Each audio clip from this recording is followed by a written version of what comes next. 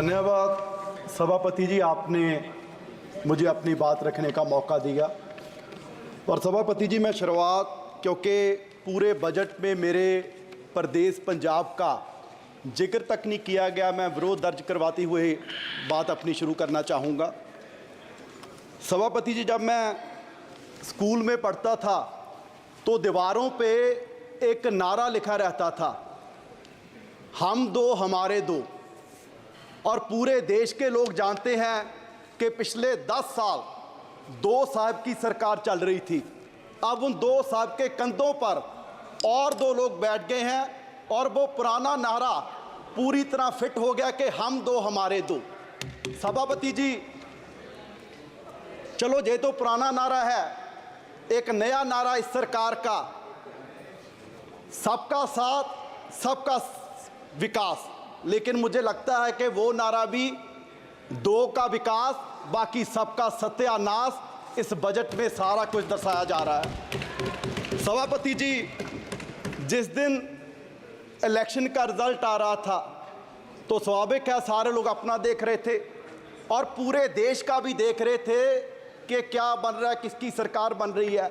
और जब बीजेपी की सुई 230 और 40 के बीच अटकी हुई थी तो हम सोच रहे थे कि 5-10 और कम हो जाएं और कम हो जाएं। लेकिन अब मैं कहता हूं भगवान का शुक्र है कि आपकी 240 आ गई। अगर 5-10 और कम हो जाती, पता नहीं बाबूजी नायडू जी के साथ कोई और बाबूजी आ जाते और इस वजह से और शिक्षा का, स्वास्थ्य का, मनरेगा का और किसानों का बजट और कम हो जाता। मैं समझता हूं कि पिछले 77 वर्ष से इतना मजबूरी बस बजट किसी सरकार ने नहीं पेश किया होगा जितना इस बार एनडीए सरकार ने बजट पेश किया है। मैं समझता हूं कि ऐसे नहीं कि हमारे जितने विपक्ष के साथी हैं वो बहुत खुश होंगे इस बजट से, क्योंकि हरियाणा वाले हैं, महाराष्ट्र वाले हैं, उनके वहाँ तो इलेक्शन भी है। लेकिन मैं उनको कहना चाहता हूं कि आप सरकार की मजबूरी समझिए। यूं ही कोई इतना बेवफा नहीं होता, कुछ तो मजबूरियां रही होंगी और मजबूरी सिर्फ यही है कि वो सत्ता वाली कुर्सी बचानी है और उसके लिए कुछ भी करना पड़ जाए। और उसके लिए आपने अपने बजट में जो 4 बातों का जिक्र किया है कि युवा का, किसान का, महिलाओं का, गरीबों का ख्याल इस बजट में रखा गया है। क्या हुआ? तो सभापति जी, किसानों से वादा किया गया था कि 2 गुना उनकी आमदनी करेंगे, एमएसपी का वादा किया गया। लेकिन बड़े दुख की बात है कि इसमें 27% फर्टिलाइजर पे सब्सिडी कम करके उन किसानों पर नया वोट पाने का काम किया गया और उनकी आमदनी और कम कर दी गई। क्या आपने कहा कि गरीबों की सरकार है और गरीबों को सबसे बड़ा बेनिफिट पूरे देश भर में अगर मिल रहा था तो मनरेगा से मिल रहा था और उसका भी बजट कम कर दिया। और उसमें जो महिलाओं की बात इसमें की गई है, सबसे ज़्यादा महिलाएं ग्रामीण क्षेत्र से, अगर कहीं से उनको इनकम है तो मनरेगा से है। सो बड़ी शर्म की बात है, आपने ना गरीबों को छोड़ा ना महिलाओं को छोड़ा। और उसके बाद युवा की बात की गई। सर, आपके ही इकोनॉमिक सर्वे में जिक्र किया गया कि भारत क्योंकि युवा देश है, यंगिस्तान है, तो यहाँ एआई पर हमारे रिसर्च नहीं हो रहा। जितने रिसर्च पेपर्स हैं, अगर हम अमेरिका से कंपैरिजन करें, चाइना से कंपैरिजन करें तो हम बहुत पीछे हैं। तो उस पर फंड देने की जरूरत थी। पर सर, बड़े दुख की बात है कि आपने आईआईटीज का बजट कम कर दिया, आईएमएम्स का बजट कम कर दिया। क्या इस तरीके से हम देश को आगे लेके जाएंगे? हम बात कर रहे हैं, मैडम भी बोल रही थे कि जी 10 साल पहले ऐसे थे, 10 साल पहले ऐसा था। सर, सिर्फ आंकड़ों से भारत आगे नहीं जाएगा।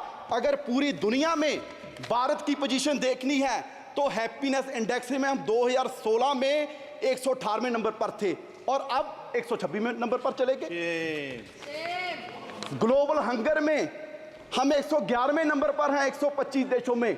और जिन हमारे जो पड़ोसी देश हैं, जिनको हम मुल्क भी नहीं समझते हो, वो भी हमारे देश से आगे निकल रहे हैं। और सबसे हैरानी की बात सभापति जी आपको होगी, एक रिपोर्ट के एनवायरमेंटल परफॉर्मेंस इंडेक्स 180 देशों का सर्वे किया गया और बड़े दुख की बात है कि हम 180वें नंबर पर हैं। एक देश भी हमसे पीछे नहीं। और हम कह रहे हैं कि जी हम विश्व गुरु बनेंगे। सर सिर्फ बातों से विश्व गुरु नहीं बनेंगे।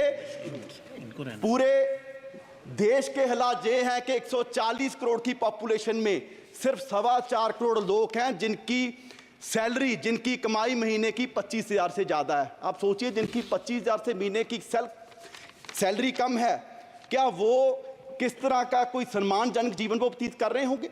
यहाँ पर माननीय वित्त मंत्री जी ने बड़े गर्व से कितने बार पता नहीं कहा कि जी 85 करोड़ लोगों को हम राशन दे रहे हैं, 85 करोड़ लोगों को राशन दे रहे हैं।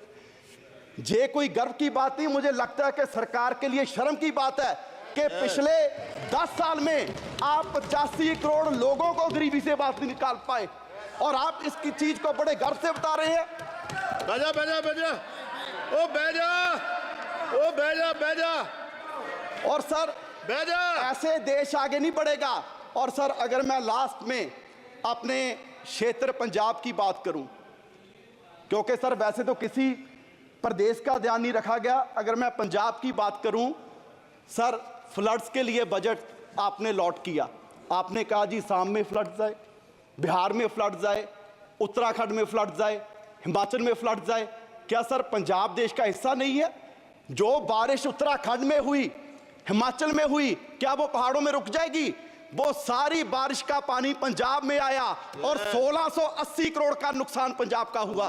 सर मैं उस समय इरिगेशन मिनिस्टर था, मैं तरन तारण गया, मैं कपूरथला गया, मोहाली गया, रोपड़ गया और हमारे वहां सर क्षेत्र में ऐसा माहौल बन गया कि 3-3 फुट मिट्टी चढ़ गई और वहां मैं दावे से कह सकता हूं कि अगले 20 साल भी वहां खेती नहीं हो सकती। और सर 2 मिनट और सर मैं पंजाब के पॉइंट ऑफ व्यू से कहूं, इतनी नफरत पंजाब से क्यों है?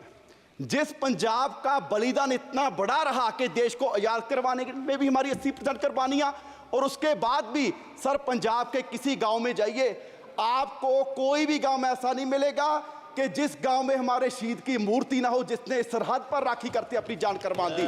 आज भी कोई दिन नहीं होगा कि तिरंगे में लिपटी लाश हमारे नौजवानों की हमारे गांव में, हमारे पंजाब में ना आती हो, और उसका आप जिक्र तक नहीं करते।